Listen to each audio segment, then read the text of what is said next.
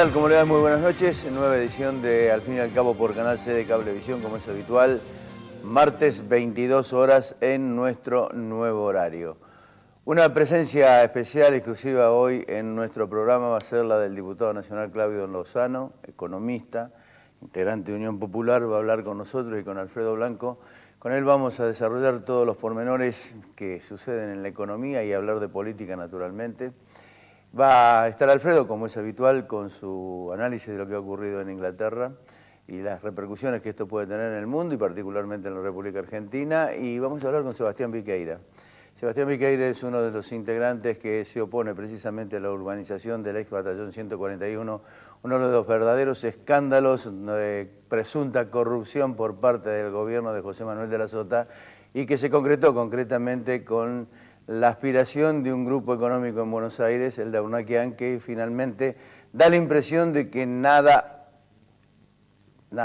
absolutamente nada, tiene posibilidad de que esto se vuelva atrás. No obstante, la lucha, la rebeldía, la irritación de un grupo importante de ciudadanos puede llevar esto hasta inclusive a una consulta popular para saber si esto se puede realizar allí o no. Auspicios, cuando regresemos, el diputado nacional Claudio Lozano con nosotros. Auspician al fin.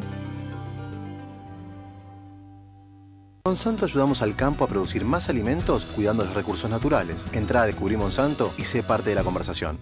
OSDOP, la obra social del docente privado. Colector, junto a Rentas, trabajando por el futuro de los cordobeses. Inversia. Cooperativa Horizonte. El Consejo de Ciencias Económicas. Red de concesionarios, Paunisanelo. Estudio Jurídico Nagi. Cotreco. Universidad Tecnológica Nacional Regional Córdoba. Fabicur Ixa. Defensor de los Derechos del Niño. Instituto Uldon. Si todavía no tenés tu cordobesa, solicitala ya en nuestras sucursales.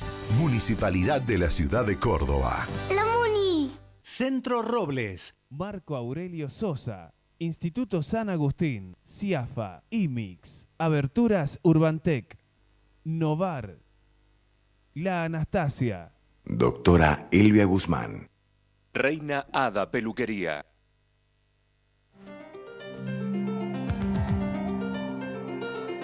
Bien, en principio, antes de presentarlo a Claudio, el agradecimiento especial a Rosa Cativa y a Mariana Mendiquevi, que gracias a la gentileza que han tenido podemos tener la presencia de Claudio con nosotros. Claudio, ¿cómo te va? ¿Cómo andas? ¿Qué tal? ¿Cómo estás? Alfredo, tenemos la presencia del diputado nacional. Sí, que por supuesto le agradecemos mucho que nos acompañe. Pero ¿no? Por supuesto que sí. Me gustaría empezar con una pequeña pregunta. Me corrige Claudio si estoy en un error. Hace poco leí un informe que dice el talón de Aquiles de Macri, el talón de Aquiles económico de Macri, ¿no? Ajá. ¿Así se llama? Es un trabajo que sacó el instituto. Hace poquito. Hace poquito, exactamente. Bueno, y veía allí y como una conclusión que dice, bueno, en el contexto que estamos vamos a terminar como en el 2015, con problemas de inflación, estancamiento y tipo de cambio atrasado, me parece que era. ¿Eso es así? ¿Por qué es así? Bueno, la impresión que nosotros tenemos es que varios errores de diagnóstico que tuvo el enfoque de política económica adoptado. Primer error, suponer que la devaluación no iba a tener efecto en precios. Recordemos que en ese momento se decía que ya había los precios ya estaban ajustados al nivel del tipo de cambio. En ese sentido, lo que uno observa es que la devaluación que llegó a estar en torno al 40-50%, más allá de las oscilaciones, acompañado por el tarifazo, produjo un impacto en términos de precios que rápidamente vuelve a plantear la discusión del tipo de cambio real como un problema casi no resuelto. Lo que nosotros señalamos en ese trabajo es que esa situación se agrava por otro hecho, y es que esta política económica prácticamente coloca todas sus fichas en una clave, que es la clave de acceder al endeudamiento externo. Esa clave es la que en todo caso le permite reemplazar la emisión de moneda para cubrir el déficit, lo financia con deuda. Esa clave es la que al mismo tiempo pretenden para relanzar la actividad económica por vía de asociar endeudamiento con obras de infraestructura. Consecuentemente, el endeudamiento externo y por lo tanto la llegada de dólares plantea una dicotomía. ¿Qué se hace con eso? Y en qué medida el tema de que ingresen los dólares nos va a repercutir en términos de retraso cambiario. Por lo tanto, lo que nosotros estamos diciendo, muy, para decirlo simple, porque si no entramos en las complejidades que nadie entiende, acá se ha puesto a la sociedad argentina en un contexto de cierto sufrimiento. Tenemos 1 millón de pobres más como resultado de las políticas aplicadas, cerca de 300.000 en situación de indigencia, con la expectativa de que todo mejore. Pero si al final de esta etapa, el año que viene, estamos discutiendo de vuelta que la inflación en realidad va a estar prácticamente en los mismos niveles que estaba cuando empezó la gestión, ¿no? Porque estábamos, recordemos, en la franja del 2%, entre el 2 y el 3, cuando comenzó la gestión. La devaluación, los tarifazos y la aceleración de precios puso la cosa en términos de 4 o 5% mensual, llegamos al 7% en abril.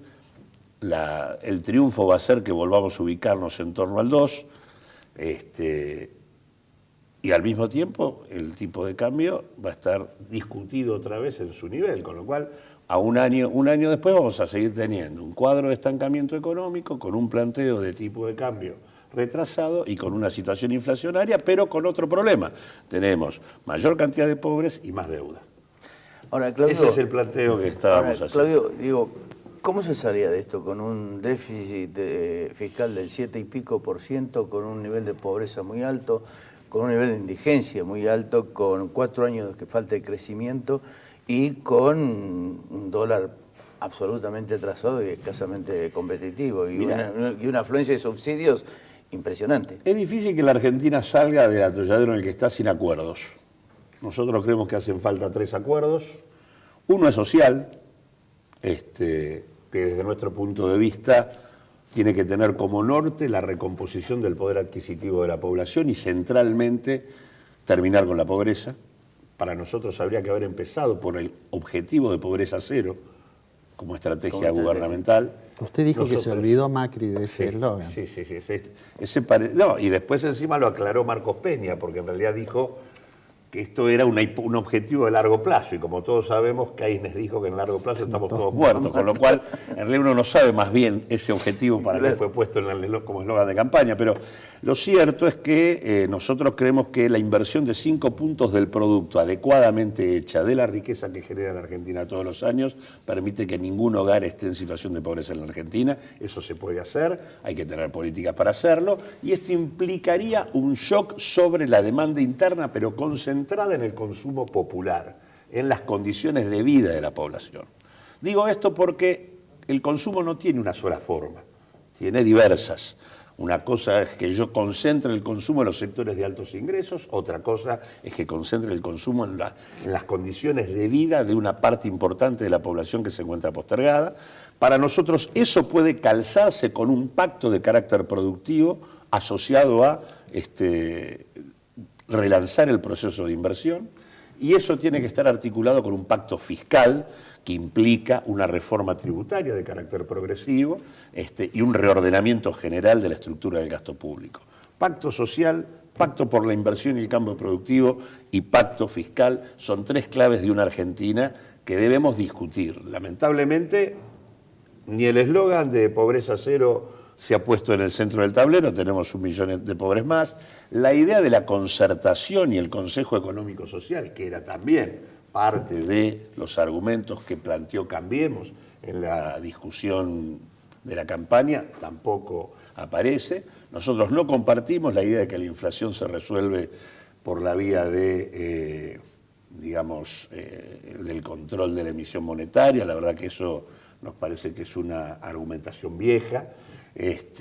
Sí creemos que la concertación y puntualmente las mesas de concertación por cadena de producción vinculando trabajadores, empresarios, Estado, controlando abusos de posición dominante y discutiendo hacia dónde debe ir la inversión en cada cadena productiva, son los pasos que tendríamos que dar como país. La verdad que nosotros lo que vemos hoy es una suerte de revival de viejas recetas que ya se aplicaron y que no han dado resultado. Nos preocupa que se asocie la idea de relanzar el crecimiento con mayor nivel de endeudamiento. Nos preocupa la idea de que el problema de la Argentina es que hay que destrabarla por la regulación estatal, porque entonces los mercados naturalmente van a resolver todo. Creemos que la regulación estatal del pasado fue absolutamente inadecuada, pero la regulación pública es absolutamente indispensable por el tipo de estructura productiva y el tipo de mercados que tiene la Argentina. Así que bueno, creo que habría que hacer otras cosas, y la verdad que lo que vemos con preocupación es que generamos sufrimiento social para terminar en el mismo lugar en el que empezamos. Una pregunta, Claudio. El tema de la inflación, que obviamente fue, digamos, una dificultad del gobierno anterior, desde la negación de su existencia al fracaso de algunos de los programas, pero bajo el supuesto que uno va a diseñar la política económica, ¿el tema del acuerdo es suficiente para garantizar que el nivel general de precios se estabilice? ¿No hay ciertas fuerzas que implican ciertos desequilibrios? Por eso decía que el acuerdo tiene que implicar la presencia de un Estado que no debe ser neutral. Un Estado que debe aplicar políticas de regulación en mercados de carácter oligopólico y que tienen comportamientos que deben ser controlados. Pero lo que sí digo es que como enfoque general, nosotros no compartimos que el problema en Argentina sea un problema de inflación por demanda. Un país que tiene un 30% de la población en situación de pobreza no tiene un problema de demanda. Es más, tiene problemas de infraconsumo. Por lo tanto, para nosotros el problema de la inflación es la insuficiencia del proceso de inversión.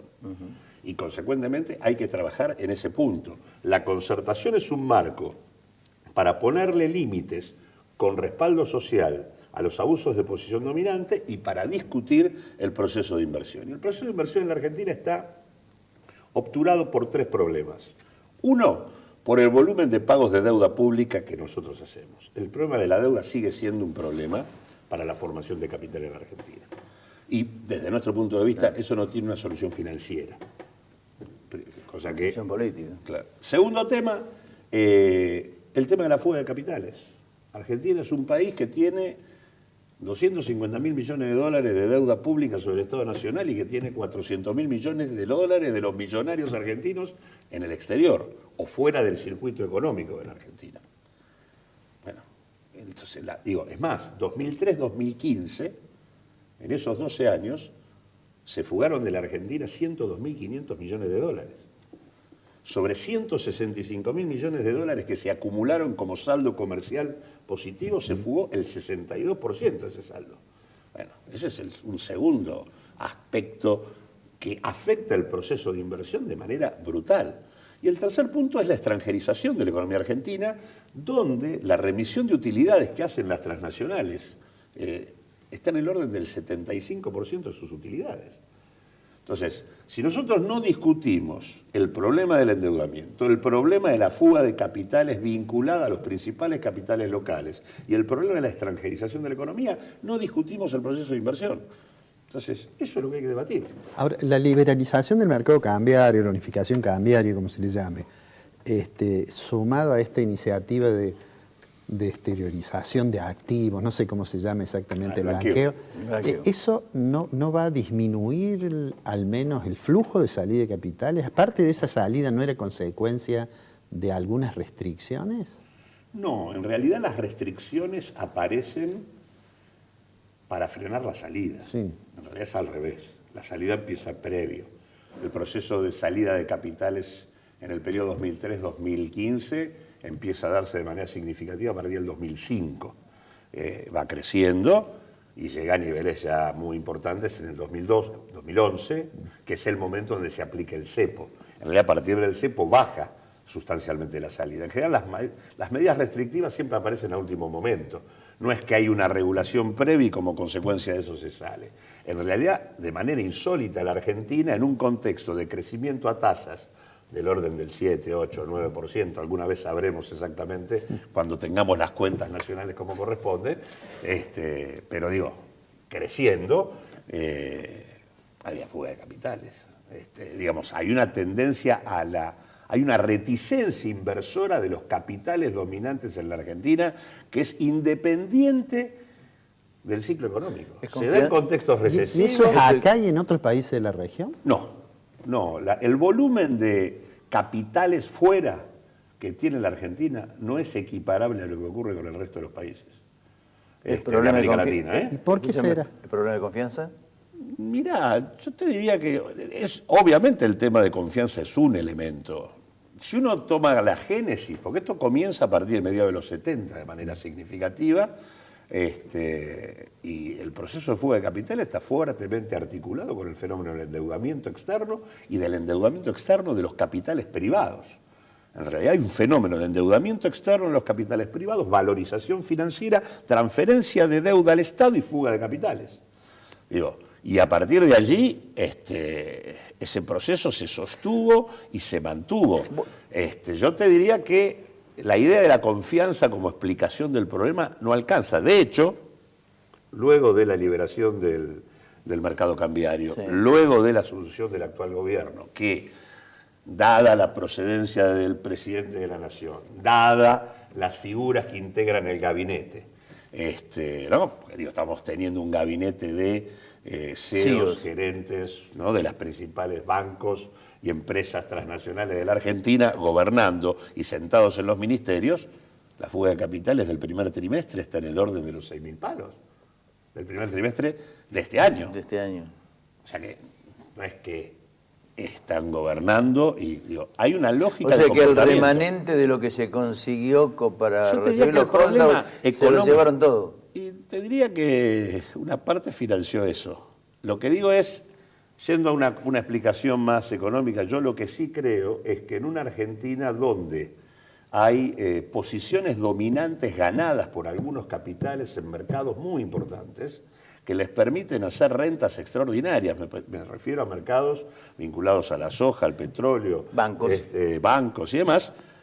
La inversión que estos capitales realizan es solo para sostener sus posiciones. Y el resto no es para diversificar la estructura productiva, es solo para sostener sus posiciones dominantes y el resto se fuga. Entonces, acá hay un problema que tiene que ver con las rentas privilegiadas que se obtienen en determinados mercados y que deben ser discutidas. Ahora, escúchame una cosa, Claudio, este tema de... ¿Por qué digo esto? De la reforma... La lógica del el capital, esto hubo autores que lo explicaron mucho mejor de lo que lo voy a decir yo, pero lo cierto es que ningún capitalista invierte si no tiene una expectativa de una renta mayor. Ahora, si yo puedo obtener como capitalista una renta mayor porque controlo el mercado, o porque controlo recursos naturales escasos, o porque tengo beneficios por mi capacidad de lobby con el Estado, si puedo hacer ganancias extraordinarias sin invertir, ¿para qué voy a invertir? Y el problema de la Argentina es ese. Esa es la discusión por la cual hay que replantear los regímenes de promoción existentes, porque en lugar de servir para discutir en serio la inversión, lo que hacen es validar posiciones dominantes ya ganadas.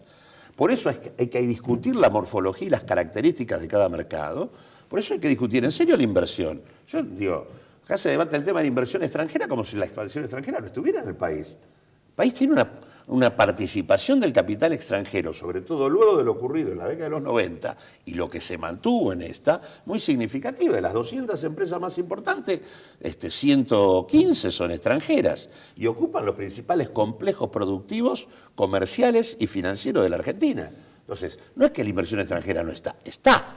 Lo que debemos discutir es cómo funciona esa inversión, qué características tiene. Si yo tengo inversión extranjera que lo que hace es explotar recursos naturales y sacarlos al exterior. Si yo tengo inversión extranjera que en realidad me demanda una cantidad muy importante de importaciones porque no me trae proveedores locales. O si tengo inversión extranjera que me remite el 70% de las utilidades al exterior, esa inversión extranjera en realidad me termina sacando más divisas que las que me trae. No me sirve para el desarrollo y el crecimiento del país. Y otro de los temas que tenemos, que las filiales que hay acá, son filiales de cuarta, las matrices, de las corporaciones transnacionales. Uno, digamos, si quiere capital extranjero, tiene que decir qué capital extranjero quiere, para qué lo quiere, en qué sector lo quiere y con qué comportamiento. Eso supone un proyecto de país, un perfil productivo al cual nosotros queramos aspirar. Lamentablemente de esto no se habla.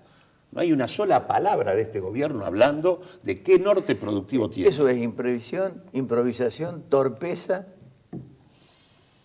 Mirá, a mí no me parece, yo no puedo agregar imprevisión a gente que está gobernando y está experimentada. Yo la verdad que estoy preocupado con el gabinete que tenemos.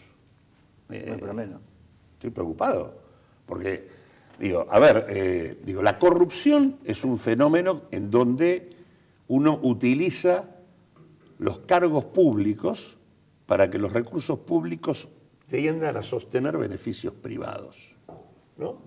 Intereses particulares. Ahora, ¿cómo se llama la historia cuando yo colonizo las principales funciones y el aparato del Estado con los principales representantes de los bancos y de las empresas más importantes del país? Hoy nosotros 7 de cada 10 funcionarios tienen que ver con las firmas más importantes de la Argentina y los bancos más importantes de acá y de afuera, dominantemente bancos transnacionales y empresas transnacionales. 7 de cada 10 funcionarios.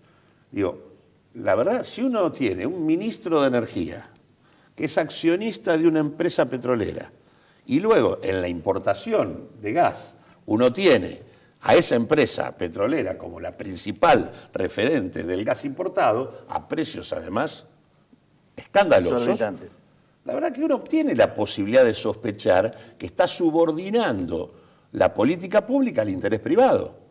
Si hay un modo de resolver alegre y rápidamente el conflicto con los holdouts en lugar de haber hecho una discusión más profunda para no tener que pagar todo lo que se pagó, y resulta que los que hablan a favor de esto, de un lado tenés a quienes eran demandantes junto con los holdouts de la Argentina, ¿no? Caso Melconian, y del otro lado tenés a quienes en todo caso son los que te financian el crédito para poder pagarle, caso Pratt Gay y el JP Morgan, la verdad es que es complicado. Entonces, en ese sentido, por eso digo, la corrupción es recursos públicos puestos en favor de intereses particulares y privados.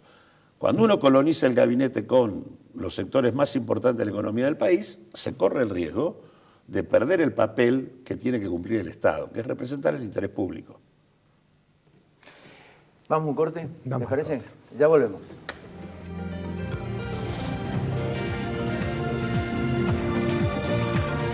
El fruto de nuestro trabajo es parte de tu mesa. Por eso queremos que nos conozcas. En Monsanto ayudamos al campo a producir más alimentos cuidando los recursos naturales. Entrá a Descubrí Monsanto y sé parte de la conversación.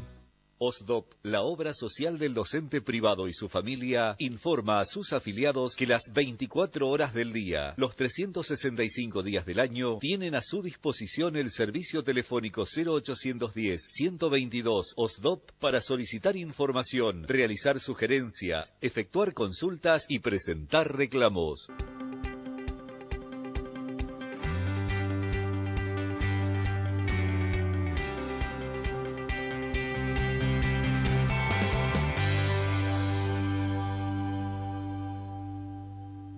Ahora vas a poder refaccionar tu casa porque Bancor te da hasta 250.000 pesos para materiales de construcción a tasa fija y en pesos. Simple y fácil de obtener. Vení a Bancor y cumplí tu sueño. Pauni. Si usted es un profesional en ciencias económicas, aunque trabaje en relación de dependencia, debe matricularse en el Consejo de Ciencias Económicas. Universidad Tecnológica Nacional, Facultad Regional Córdoba. Más de 60 años comprometidos con la ingeniería. Estudio Jurídico Nagy. Contactos al teléfono 428-3480. Defensor de los Derechos del Niño. 0351-428-8888. www.eldefensorcordoba.org.ar.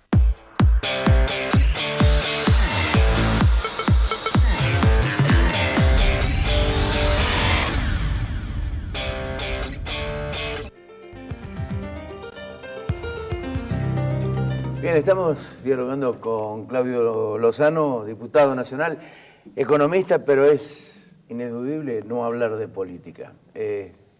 ¿Cómo pega esto de la corrupción kirchnerista en la política? Yo creo que pega mal, pega muy mal, sobre todo produce mucho desaliento el tema de percibir situaciones de esta naturaleza. Creo que sobre todo para los que creemos en serio en que hay que avanzar en cuotas de soberanía, en que el Estado tiene que tener intervención en nombre del interés público, que creemos en serio en la democratización y en la construcción de procesos de mayor igualdad, que todas esas palabras se hayan dicho en el marco de procesos que desarrollaron matrices de corrupción como las que de alguna manera aparecen públicamente, es una mochila complicada. Desalienta a mucha gente, desalienta lo que debe ser la política, que es una herramienta de transformación del país, que debe estar al servicio de la gente, del pueblo. Eso me parece que es el saldo más complicado. Pero creo que el tema que tenemos es un doble desaliento, porque de un lado tenemos esto y del otro lado tenemos la dificultad de mostrar ejemplaridad. Porque desde el presidente de la Nación para abajo tenés un montón de funcionarios donde aparecen cuentas offshore por todos lados, donde tenés un intendente en el distrito de Lanús que estuvo perseguido hasta anteayer por Interpol, tenés el caso de un... funcionario del gabinete denunciado en la ciudad autónoma. Claro, digo, tenés esta realidad que hablábamos antes, un ministro de Energía que es accionista de una petrolera, esa petrolera es la que importa el gas a un precio escandaloso, tenés un presidente del Banco Nación que fue demandante de la Argentina junto con los fondos, digo, tenés un panorama en donde te diría que la Argentina merece una construcción política mejor, que no pase ni por revolear bolsones de dinero ni por cuentas offshore. Digamos, el conjunto de los argentinos en general no tenemos que ver con ninguna de esas cosas. Sería deseable construir una propuesta política que tuviera más que ver con lo que somos en general como sociedad, que no somos eso. La verdad, digo, la gran mayoría de los 18 millones de argentinos que conforman la población activa de este país, los que se levantan todos los días a trabajar y tratar de ganarse el pan, no tiene nada que ver. ¿Y por qué siguen ellos? Y yo creo que hemos cometido muchos errores en la construcción política. Creo que ha habido muchas inconsecuencias, creo que ha habido mucha dificultad para vincular las construcciones en las organizaciones sociales con las estrategias político-electorales, creo que ha habido mucho vedetismo, creo que hay agotamiento de experiencias tradicionales. Yo creo que, si vos tenés un partido justicialista que puede recitarte el consenso de Washington en la década del 90, recitarte la Revolución Nacional y Popular en el marco de matrices de corrupción como la que estamos viendo en la década siguiente, y hoy una cantidad muy importante de los mismos que sostuvieron la gestión anterior son garantía de la gobernabilidad de Macri, porque Macri en realidad no podría haber hecho casi nada de lo que hizo si no fuera con el aporte de Pichetto, de Massa, de Bocio, digo, por poner algunos alfiles importantes de la experiencia anterior. Bueno, ¿qué experiencia política es esa? Que puede hacer todo esto. Es una experiencia política que, ¿qué proyecto estratégico de país se está planteando? Ninguno. Y digo esto para el Partido Justicialista y lo podría decir también para el radicalismo, porque la verdad que a mí ver al radicalismo como soporte nacional de la experiencia de Macri me resulta una contradicción con lo que ha sido su historia. ¿A eso no se le agrega un problema cultural de la sociedad? Sí, siempre hay problemas culturales, sí. Pero digo, son las cosas que hay que superar. Obviamente pero yo tengo la impresión de que nosotros construimos como sociedad experiencias populares en determinados contextos históricos, que esos contextos históricos han cambiado y que nos cuesta mucho volver a gestar experiencias asociadas al interés popular, con vocación transformadora, con un análisis riguroso de lo que pasa, no diciendo macanas, y tratando de hacernos cargo de que tanto la Argentina como el mundo cambiaron, pero que eso, en todo caso, los desafíos en términos de democratización y de igualdad siguen existiendo. Claudio, acá nos vendieron el populismo de la CLO, el chavismo de Venezuela, el Evo como un factor de progresismo y de transformación en América Latina. Y estamos en esto. Bueno, una de las cosas que pasaron con claridad en todos estos procesos de América Latina es que América Latina dispuso de una coyuntura mundial formidable, ¿no? Como nunca, los términos del intercambio en el mundo, fruto de los precios de los minerales, la soja, los commodities y demás, estuvieron en valores que como nunca tuvimos. Y eso permitió acumular divisas, reservas, en niveles monumentales. Por eso dije, Argentina, 2003-2015, 165.000 millones de dólares. Imagínate si, por lo menos, no sé, la mitad de eso se hubiera invertido, como corresponde. ¿Qué país tendríamos? Bueno, América Latina no pudo transformar eso en cambio productivo. Ese escenario mundial favorable no lo pudo hacer. No lo pudo hacer Brasil, no lo pudo hacer Venezuela, no lo pudimos hacer nosotros. Algo hizo Evo. Es el único que yo creo que algo hizo en este sentido. Tampoco lo hizo Correa. Te diría que el hecho de las rentas formidables de exportación que tuvieron nuestros países, lo que hizo fue consolidar y cristalizar el patrón primario exportador que nosotros debiéramos haber modificado. Y de hecho te encontrás con un Brasil que es menos industrial que antes. O sea, Brasil, que era el país por definición con mayor peso industrial, retrocedió en términos, se reprimarizó. Ahora, ese es un primer tema que hay que discutir. ¿Por qué no se hizo esto? ¿Cuáles fueron los problemas? Y ahí aparecen, por lo menos en el caso argentino, los temas que dije antes.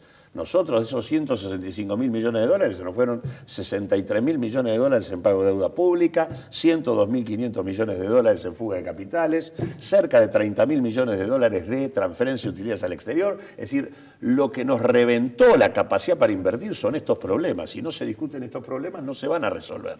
Ahora, del mismo modo que digo esto, hubo otro tema, que es América Latina como región no avanzó en términos de integración. Hubo mucho asociativismo político, pero en términos económicos los acuerdos regionales retrocedieron. El Mercosur se planchó, se destruyó el comercio intrarregional y sobre todo entre Argentina y Brasil en nombre de la discusión con China. Creció China en la relación con Argentina y con Brasil mientras se destruía el comercio entre los dos países. Bueno, esos son debates muy fuertes. Si nosotros no pudimos hacer cambio productivo, no pudimos consolidar integración regional en un contexto internacional de esa naturaleza, se perdió una oportunidad importante. Y estas cosas son de las que hay que hablar. Aclaremos que íbamos a hacer un bloque para hablar de la salida de Gran Bretaña de la Unión Europea, que lo vamos a dejar para el próximo programa, para aprovechar la presencia de Lozano, que tiene una gran experiencia política y formación económica y demás. Y ya que estábamos hablando, lo llevo un poco de nuevo a la economía, pero también en el territorio de la política y de la asociación, aprovecho para pedirle una opinión sobre cómo ve el contexto internacional, digamos, la crisis global, cómo ve, y puntualmente qué efectos piensa él que puede tener la decisión de Gran Bretaña de abandonar la Unión Europea, aunque todavía no se sabe bien cómo, pero y cómo debemos verlo desde aquí, desde la región y desde Argentina, una decisión de ese tipo. Mirá, yo creo que, digamos, Europa no se recuperó todavía de la crisis abierta en el 2008 y creo que la decisión de Gran Bretaña de salir agrega un elemento más a la situación de crisis, de incertidumbre. Creo que en este sentido, para una Argentina donde la estrategia de política económica hace del endeudamiento una clave, me parece que ese endeudamiento va a ser más caro, con lo cual agrava el problema. Me parece que es muy probable que la recesión europea, que en todo caso está presente, con esto tenga un elemento más para mantenerse. o profundizarse, con lo cual también esto es otro elemento que para una orientación que hace de la salida exportadora la clave de todo, también eso debilita la posibilidad de que la Argentina pueda tener un despegue importante, ¿no? Así que en ese sentido me parece que los impactos son negativos para una política económica que juega sus fichas al endeudamiento y al mercado mundial. El mercado mundial con esto tiene menos visos de recuperación y la deuda va a ser más cara. Consecuentemente el impacto es negativo. Y digamos, si este proceso además genera, digamos, un vuelo de los capitales a la calidad, eso también restringirá la disponibilidad de capitales para los países periféricos. Exactamente. Por eso digo que el endeudamiento va a ser más caro. Exactamente. Se nos terminó el tiempo. Bueno, es una pena. Siempre pasa. Siempre pasa. Bueno, pero me quedé con ganas de escuchar qué pensábamos de la salida, pero bueno. Pero podemos mandar el próximo martes, le vamos a poner, además lo subimos siempre a YouTube, así que se lo vamos a mandar. ¿Cómo no? Igualmente siempre Gran Bretaña estuvo un poquito fuera de Europa. Siempre lo miró, sí, ¿no? Siempre lo miró. Europa de costado. Siempre fue. Lo que sí queda de alguna forma... También hay otro tema, ¿no? Que es el tema de que si se queda fuera el Centro Financiero de Londres... Claro. Toda la política que se vino discutiendo de ponerle límite al secreto y a los paraísos fiscales, como guarida. Pero aparece que guarida para la fuga sigue siendo esta decisión también alienta también un componente político muy interesante, que es cómo va a pegar esto en Francia con Marine Le Pen, cómo va a pegar esto en Estados Unidos con Trump, cómo va a pegar esto en Holanda. Es decir, se abre un componente de discusión bastante complicada que creo que de alguna forma habría que coincidir de que es la audacia o la irresponsabilidad de David Cameron de haberse largado a una hay algo más grave todavía, ¿no? Que es que hay un mundo global que no le da respuesta a la sociedad. Hay un sistema político en el cual la gente cada vez cree menos. Y hay respuestas que están creciendo desde una perspectiva dominantemente conservadora y que nos llevan a un lugar medio complicado. Entonces, creo que en ese sentido, esa es la preocupación, me parece. Esos populismos conservadores como alternativa al capitalismo global, me parece que es una encerrona para la humanidad. Claudio, muchas gracias. Gracias por venir. Muchas gracias. Y como siempre, a tu disposición. Yo recuerdo una anécdota, nada más que él se debe acordar. Jornada de periodismo de Las Varillas, debate Claudio Lozano con Osvaldo Granados. Fue la primera vez que los estudiantes de Ciencias de Comunicación de Córdoba, que habían poblado el cine, ¿te acordás que estaba completo? Estaba repleto. De pie, aplaudiendo. ¿Te acordás de eso? Sí, me acuerdo perfectamente. En esa época Granados estaba en ámbito. Sí. Era un buen representante. Era un representante del liberalismo, cosa que abandonó luego. Los dos terminaron levantándose los dos parados discutiendo. Fue una cosa maravillosa. Gracias, Claudio. No, gracias a vos. Ya volvemos con el Batallón 141.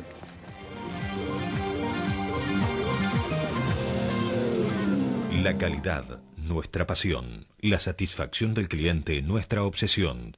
En Fabicur Ixa hacemos la vida más segura. www.fabicur.com.ar. Marco Aurelio Sosa, 58 años liderando en caños de acero. www.marcoaureliososa.com.ar. Bienvenidos va a ser la primera palabra que vas a escuchar cuando llegues a Villa Carlos Paz. Estamos muy cerca de tu casa. Vení este fin de semana, te lo mereces. Vas a ser bienvenido. Horizonte informa. Hoy, Cooperativa Horizonte adjudica la vivienda social número 10.000 sin depender de créditos ni subsidios. Horizonte, los pies sobre la tierra. Inversia Mediterránea de Inversiones, SRL. Instituto San Agustín, IMIX, CIAFA, Sistema de Autorización y Provisión de Medicamentos Oncológicos, certificación normas ISO 9001. Seguimos trabajando por la ciudad que queremos. Municipalidad de la Ciudad de Córdoba. ¡La Muni! Colector, junto a Rentas, trabajando por el futuro de los cordobeses. Hola, soy Cotrequito. Quiero darte unos consejos. No arrojes residuos en la calle. Usa los cestos papeleros. No tires residuos en terrenos baldíos. Y los días feriados no saques la basura. Recordá que mantener esta ciudad limpia depende de todos. Ciudad limpia, ciudad mejor. Cotreco, higiene urbana. www.cotreco.com. Aberturas Urbantec, tecnología alemana, producción argentina. www.urbantec.com.ar.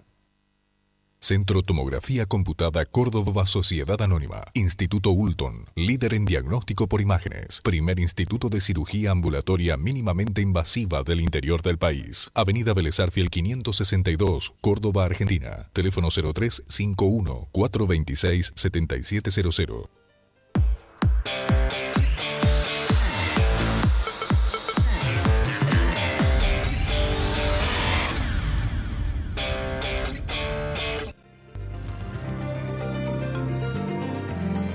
Sebastián Viqueira pertenece al movimiento de no urbanización del batallón 141. Sabemos que ese batallón ha sido un verdadero escándalo a la venta, lo denunciamos en su momento. No tuvimos respuesta de la justicia lo archivó como es habitual en la Oficina Anticorrupción. Y este grupo está empeñado en tratar de que eso se preserve como un espacio verde y que no se convierte en un verdadero negocio inmobiliario. ¿Es así? Es así. A ver. Queremos, nuestra intención es, como bien lo planteabas vos, es recuperar ese espacio como un espacio público y verde para todos los vecinos.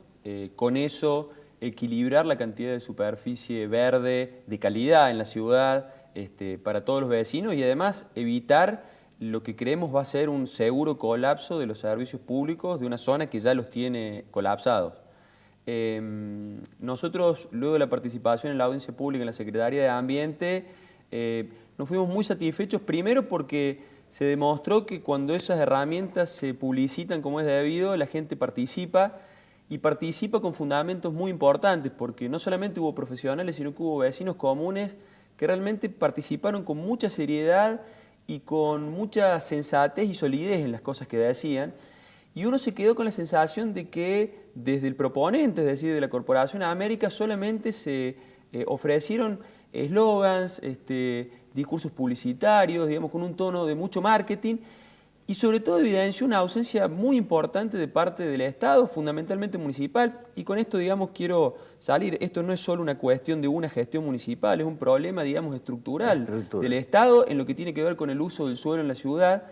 Y bueno, nosotros queremos seguir dándole pelea a esto, creemos que todavía existen recursos institucionales para seguir planteándolo, es decir, esperar... Consulta popular. Consulta popular es una de las alternativas que se está planteando en la legislatura de la provincia, pero también, digamos, recursos en sede administrativa luego que la Secretaría de Ambiente se expida y también recursos en la propia sede administrativa de la municipalidad, porque, digamos, la particularidad que tienen los convenios urbanísticos es que la municipalidad, con aprobación del Consejo, firma acuerdos que, digamos, tienen como característica una muy escasa precisión técnica, con lo cual uno no termina sabiendo qué es lo que se va a hacer. De hecho, en estos días han aparecido mensajes absolutamente contradictorios. En un momento eran solo departamentos.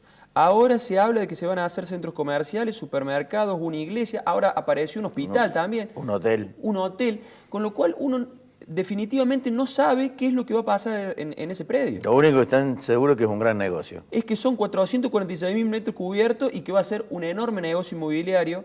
Y yo un poco atándolo a lo que planteaba Lozano antes.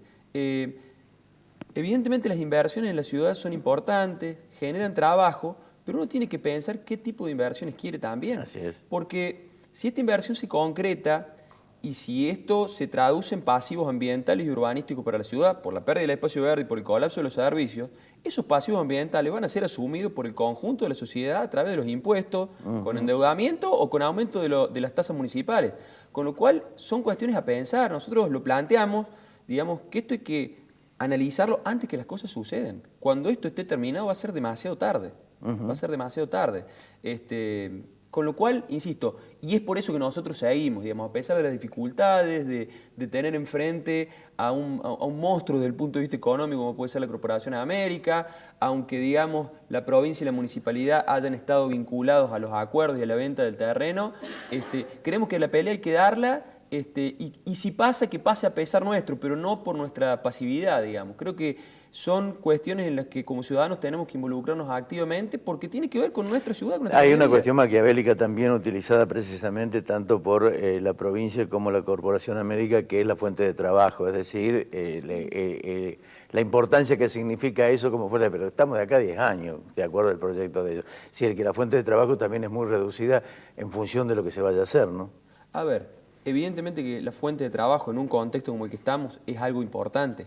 Ahora, hay que evaluar una serie de condiciones mucho más amplias. Si lo miramos solo por la coyuntura, solo desde el punto de vista de la generación de trabajo, también hay actividades ilícitas que generan trabajo, ¿no es cierto?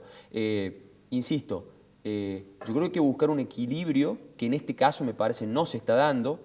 Digamos, hay numerosas digamos, opiniones técnicas, profesionales de la propia universidad, que planteaban que ese lugar tiene era un recurso estratégico desde el punto de vista urbanístico y ambiental.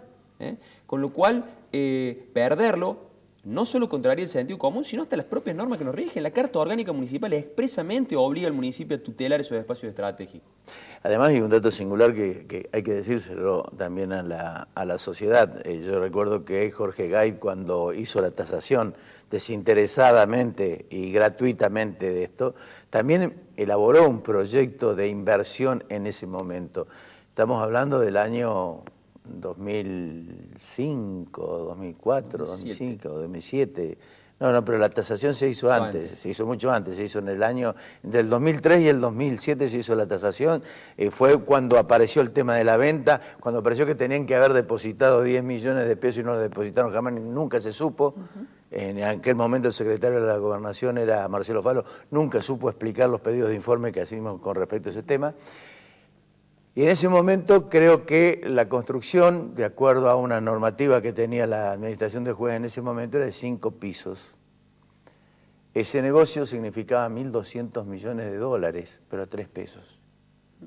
Ese negocio hoy llevado a los 15 pesos, los 1.200 millones de dólares significan cerca de 18 a 20.000 millones de pesos. Es decir, una tremenda fortuna por la que está detrás precisamente, no solamente el gobierno de la provincia, sino también la Corporación América, ¿no? Absolutamente. A ver, nosotros valoramos mucho lo que ustedes hicieron en aquel momento porque fueron de las primeras voces que se alzaron y nos genera un enorme rechazo cuando muchas veces se dice, bueno, pero los reclamos ya llegaron tarde. Señores, acá lo que llegó tarde fueron los mecanismos institucionales para visibilizar esto, darle participación a la ciudadanía y sobre todo para articular los controles que debería haber habido. Tan es así que ese predio estaba pensado como público, que hay una calle que fue financiada con fondos provinciales, que está iluminada, incluso hoy si ustedes pasan por la noche, la luz está prendida, no sé quién la paga esa energía eléctrica, la calle sigue estando. De hecho, a ver, es bastante curioso que en una licitación pública internacional, en un lote tan valioso, haya habido un solo oferente. A ver, eso es bastante suspicaz. De hecho, Bugliotti, por ejemplo... Evolución de campañas. Está bien. Bugliotti lo dijo, yo no me presento porque no sé qué se puede construir allí. Ellos plantean que en el pliego la provincia había comprometido el uso del suelo, lo cual técnicamente es erróneo, el uso del suelo lo define la municipalidad. Pero es más aún, lo que había en ese momento respecto al uso del suelo era un proyecto. El suelo en ese momento tenía uso institucional para reserva militar, con lo cual ellos no compraron un predio donde se pudiese construir. Después, vía convenio urbanístico, la municipalidad en la gestión de Mestre autoriza esta barbaridad de metros cubiertos que bueno, es verdadero un despropósito. ¿Esto está en Facebook? No al acuerdo urbanístico ex batallón 141. Está en Facebook, tiene una página especial. Así es, tenemos en la página, se pueden sumar. Estamos participando desde el Centro Vecinal de Barrio Jardín, que es el convocante, pero participan muchos otros centros vecinales y organizaciones. Con lo cual, bueno, invitamos a todo el que se sienta comprometido con esto y con todas las problemáticas urbanas vinculadas a esto que se sumen. Sebastián, muchas gracias. No, por favor, gracias por venir. Ya volvemos.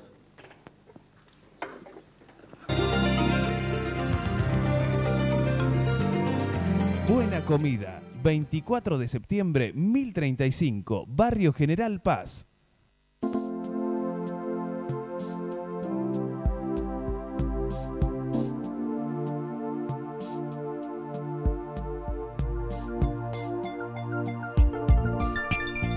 Hay un antes y un después en tu manera de ver las cosas. Descubrí tu mirada en High Definition. Novar. Ver mejor. Es posible.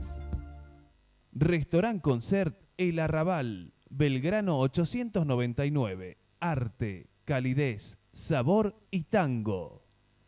Reina Hada Peluquería. Uriel Gacero, fisioterapeuta, kinesiólogo. Centro Robles, un centro integral de diagnóstico cardiológico no invasivo. La Rañaga 94, segundo piso, 0351-460-1400 o 460-1700. Taller Alam, chapa y pintura, automóviles nacionales e importados. Mariano Benítez, 1794. Teléfono 474-1330. Doctora Elvia Guzmán, Derecho Previsional. Teléfonos 153-1470-00.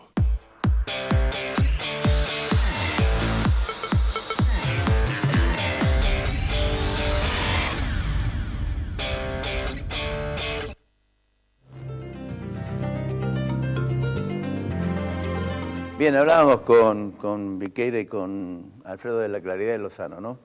Pero yo quiero referirme a este 28 de junio, donde a raíz de lo que hemos conversado aquí, da la impresión de que la Argentina es un país desorientado, salvo, repito, la Claridad de Lozano, ¿no? Estamos ante los 50 años de derrocamiento de Ilia, que confronta de alguna manera esa política de Arturo Ilia con la esencia política de la actualidad.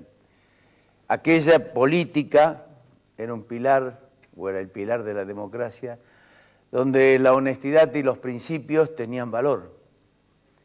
Y esta, la de robar con éxtasis y hacer demagogia, se opone. La que necesita perfeccionamiento concretamente. Pero que quede bien establecido que perfeccionamiento no es sustitución totalitaria, la que sirve para entender concretamente, para salvar y para salvaguardar el destino de nuestro régimen democrático republicano. El que lucha, decía Ilia, contra todas las desvirtuaciones de los grupos totalitarios, la que afirmaba que la libertad de juicio e imparcialidad de la justicia constituye la última y fundamentalmente la garantía de nuestro orden institucional. ¿Es eso o la de 2 décadas de filibusteros, algo de lo que hablábamos con Lozano? Se le podrá reprochar aceptar la proscripción del peronismo y su propia tosudez, que lo aisló, pero no la ética, jamás. Eso no podría discutirse bajo ningún punto de vista. Ética que contrasta con la actual y miserable conducta de políticos, jueces y legisladores que en definitiva, como decía Claudio Lozano, le hacen mucho daño a la política. Es difícil resaltar aquello con esta que después de 50 años muestra las miserias, la inmundicia y que Ezequiel Anderegg definió como caquistocracia, que lo hemos dicho alguna vez aquí, la hemos empleado. Es el gobierno de los peores, constituidos por cínicos, maniobreros, ignorantes y matones, proclives a toda suerte de maquinaciones para mantenerse en el poder a pesar de su total incompetencia, y si tienen competencia la utilizan para robar. Anderegg fue un visionario. La caquistocracia define al kirchnerismo, no el peronismo. Cuidado, eso es otra cosa. Las pocas buenas ideas de los K las hundieron en el barro y en el salvajismo delictivo, donde la corrupción fue un eje fundamental. Es lo que hablaba Lozano. Cristina Fernández de Kirchner no tiene un remilgo de culpa. Los chivos expiatorios son los que revolean bolsas con plata o que cuentan plata. Nadie se la dio, menos obvio Cristina Fernández de Kirchner, pero hay 3 encarcelados y 17 procesados. Los delincuentes son Jaimes y López, no ellos, pero son los socios. o fueron socios de Néstor Kirchner y lo son de Cristina Fernández de Kirchner. Tampoco hoy la ética se impone, no hay hechos todavía denunciados, pero hay personajes juzgados, lo hablábamos con Lozano. Política, ética y economía en este gobierno están en falta. Aranguren, que se refería a Claudio, debiera haber renunciado o el presidente removerlo. No es deontológico correr la silla a uno y otro lado del mostrador, menos ser él mismo que toma medidas que benefician a sus empresas. 16% de acciones en Shell, 7 licitaciones últimas destinadas a Shell. El artículo 41 del Código de Ética Pública, Macri debiera saberlo, lo impide. Como tampoco ayuda la tibieza de la Oficina Anticorrupción de Laura Alonso para investigar si es ecuánime o no que tenga el 16% de Shell y sea el tipo que maneje las tarifas en la Argentina. Los Panama Papers dejaron al descubierto a una catarata de funcionarios macristas. Miembros del gobierno de la ciudad autónoma, hoy en el gabinete, que deben de rendir cuentas ante la justicia. CEOs de empresas, como hablábamos con Claudio y con Alfredo, tomando decisiones políticas. Ajustes tarifarios como mazazos para sectores absolutamente vulnerables. Espanto en la clase media que mire el escalón que había conseguido subir con muchísimo esfuerzo. La equidad no existe, a pesar de las medidas que haya tomado el gobierno hasta ahora. El segundo semestre tampoco da señales claras de cambio, lo decía Lozano. Los pobres y el hambre no entienden la alquimia de los economistas. La justicia hoy, como también decía Claudio, actúa en defensa propia. Fiscales que dormían expediente hoy son un Fórmula 1 para imputar y procesar a quienes antes obedecían temerosos. Mire, creo que estamos frente a la convulsión, la desorientación y la contradicción, que parecieran ser normas en este momento. ¿Es aquello de Ilia o esto que define Ander Egg como caquistocracia? La honradez, fíjese usted, no es una piedra que cae de la montaña al vacío. ¿Y sabe por qué? Porque en cualquier momento un cimbronazo puede desmoronarla. Si la política es alejada de las fuerzas de las ideas, se convierte únicamente en el ejercicio del poder, lo dijo Arturo Ilia. Y sabe que el poder es como un explosivo que si se lo sabe manejar o no, puede estallar. Hasta la semana que viene.